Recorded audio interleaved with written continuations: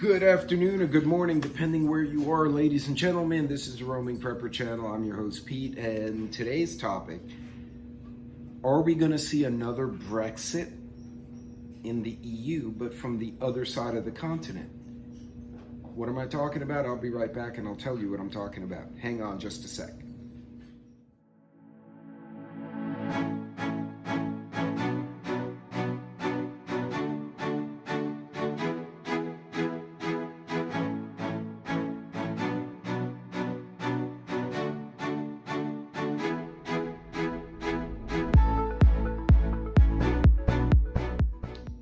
Welcome back, everybody. Thank you for joining me today. As always, I try to premiere these types of videos, but sometimes I don't get around to it. So if I do not, and you have questions or you have comments that I cannot engage with you in the chat, because my work sometimes gets me, feel free to put them in the comments below. I do appreciate a thumbs up or a thumbs down, whichever one you think floats your boat. If you want to share, that always helps too, and I appreciate everyone's support this year.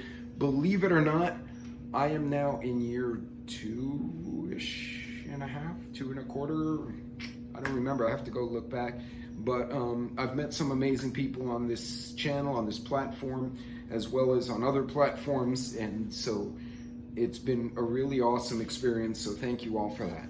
So anyway, to my topic, are they going to see a Brexit on the other side of the EU? Now, who am I talking about? So recently, an article came out this was Fox Business, but I saw it elsewhere as well, where it said that the Hungarian prime minister or their leader basically implied that they would be leaving the EU, or they might leave the EU. And needless to say, that caused a complete panic in the markets, because everyone's like, oh my God, another Brexit. But how realistic is it? So, I believe it's Viktor Orban had actually reached, during a conference, had said, well, you know, if certain things don't happen, then I need to consider the well-being of my people. And Bentley, of course, found the squeaky toy, and now he's running around with that monstrosity in his mouth. So you get to hear squeaks while I'm talking. Luna, go get the ball from Bentley. Go take it. Where's the ball? And there's going to be a fight here in about 30 seconds. You hear him? She's chasing him around the table. Anyway, back to Hungary. So it's never a dull moment with corgis. So the president or leader, the prime minister of Hungary, indicated that they were going to leave or could leave the EU under certain conditions. The way it was worded, a lot of people took it to mean that they're in the process of doing that, and it caused a big panic. This was on Fox Business, like I said.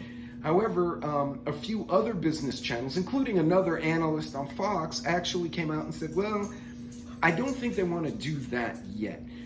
Right now, Hungary, who has joined NATO and is also a member of the EU, has been the recipient of not only a lot of money from the EU as they try to rebuild their economy after years of Soviet rule, but also have been benefiting from military cooperation, training, both in the military and in the civilian sector. So a lot of these analysts are like, I don't think that's going to happen. So this particular topic, even though it kind of freaked a lot of people out, I don't think that's going to go that way. Quite honestly, before they leave, in order for Hungary to pull out of the EU, first, there's certain triggers, right? They have to have certain meetings with the other EU members in Belgium or wherever the headquarters is to discuss other options. Also, Germany and France have given Hungary some substantial loans to help rebuild their infrastructure so they could contribute to the EU. That also has to be negotiated out, because Hungary can't just say, you know, screw it, I'm not paying my loans, because they would default and their economy would crater and the guy would get kicked out of office, right? Because that would be a complete revolt. But more importantly, even if they made the decision that we want to leave the EU, it still has to go to the parliament of the country.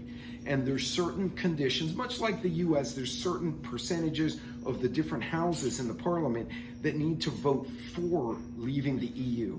And even at that point, it's still going to take an extended period of time, right? They were talking about Brexit for years, and everyone was like, oh, Brexit. But the whole process took years of negotiating and discussions and timelines and this and that, these votes and that votes, before ultimately the UK went its separate way as an economic power.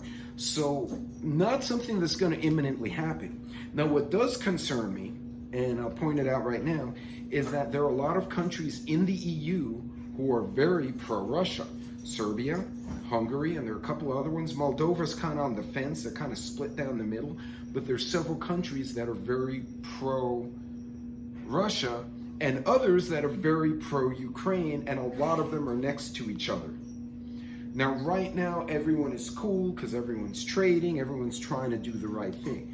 My bigger concern isn't that Hungary pulls out of the EU, or even NATO for that matter, but if things escalate between Ukraine and Russia and it starts to propagate to other nations, starts dragging other countries in, how will that play out? Will you start having tension between like Serbia and Montenegro or whoever's, you know what I mean?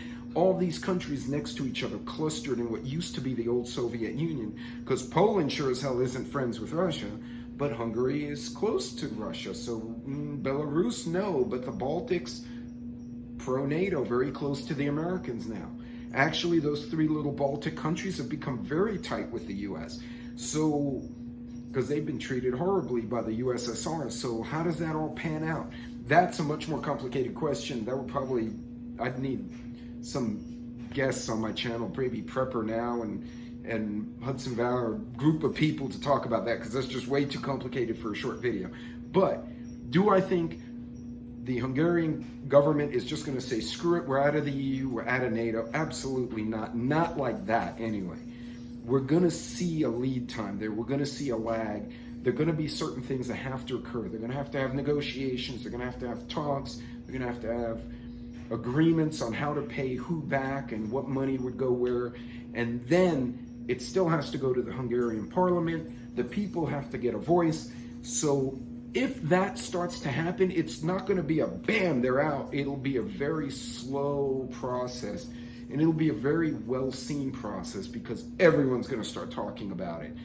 Watch the European news, though, folks, because a lot of what we see in the West, Canada, US, Australia, we don't see what they're seeing in Europe. So keep an eye on those newscasts overseas. It kind of gives you a hint of what's going on. And they filter different things for different countries. So, you know, get what information you can. Now, how does this affect us as preppers? Honestly, unless you're going to Europe, this one doesn't, other than it will absolutely rattle the markets, and then you have the inflationary effect, more supply chain issues, but we're already dealing with that, right? So this kind of news is not news to panic about, but it is news to kind of hedge and say, well, what comes from Hungary? What if they leave, how's that going to affect the EU, and ultimately how will that affect trade to wherever you are, whether you're US, Canada, or somewhere else, Argentina, Australia. But right now, nothing to panic about. So if you see these kind of sensationalistic headlines, very often it's clickbait. This one wasn't wrong. The context of what he said implied they could leave, but I think they lost something in the translation. So folks, this one is a big nothing burger, I think. But if they start the process, we should all see it, much like we did Brexit. It's going to be an extended thing.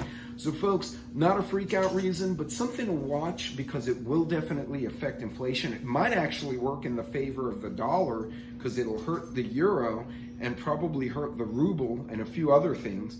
And it might work in the favor of the US and Canada. Not that I want the Europeans to have economic issues, but you kind of get what I'm saying. Like, this guy goes down and this one kind of moves up a little bit. That's just kind of how it goes. In any case, folks, that's it for this one. I hope that was informative. And again, when you see stuff like this, I'm just bringing it up just so you understand it's way more complicated than just, oh, we're leaving, and they just up and leave. There's processes behind a lot of these treaties that are going to take time. I'm more worried about the long-term alliances and friendships that are behind the scenes that we don't necessarily see. And I'm just speculating as to who's going to take whose side if things escalate warfare-wise in Europe. Hopefully not. Hopefully they'll get tired of fighting each other and we can all move on. In any case, don't forget to like. Don't forget to subscribe, a thumbs up, thumbs down. You want to leave me taco emojis like Mad Chad likes to do, that's fine too. I don't care. Actually, that's amusing as shit. In any case, guys, be good. Godspeed. God bless. Take care of yourselves. And remember, it's a marathon, not a sprint. Take your time as you prep. Stay on budget. Don't take these headlines and do a panic thing. No, unnecessary. Be systemic. Every little bit adds up.